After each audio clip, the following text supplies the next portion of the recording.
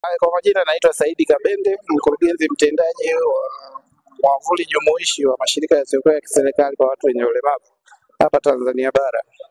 Kwanza kabisa nakishukuru Chama cha Mapinduzi kwa kutupatia mwaliko. Kimezingatia mambo mengi sana makubwa, kwa sababu tumezingatiwa hata sisi watu wenye ulemavu, tukaalikwa katika uzinduzi huu wa ilani.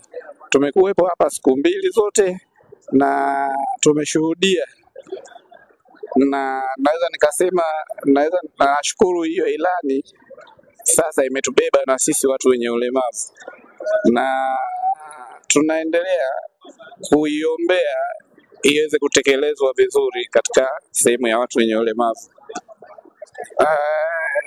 Kipekee pia namshukuru mwenyekiti wa Chama cha Mapinduzi ambaye ni Rais wa Jamhuri ya Muungano wa Tanzania. Tangu ameingia madarakani ameonyesha upendo kwetu sisi watu wenye ulemavu. Ameweza kutuita pia Ikulu tukala naye chakula, basi na mara nyingi amekuwa anatatua changamoto zetu.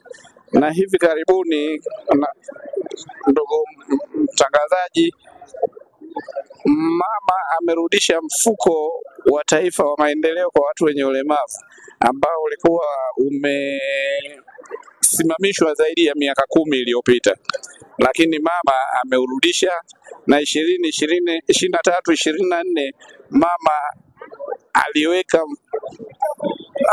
bilioni 1 ambayo iliidhinishwa na Bunge kwa ajili ya mfuko wa taifa wa maendeleo kwa watu wenye ulemavu, na tunamshukuru. Na mpaka hivi tunavyoongea, ndugu mtangazaji, mama, Bunge letu tukufu limetenga bilioni 1.1 kwa ajili ya 25-26. Kwa hiyo tunanufaika na uongozi wa mama kupitia ilani ya Chama cha Mapinduzi.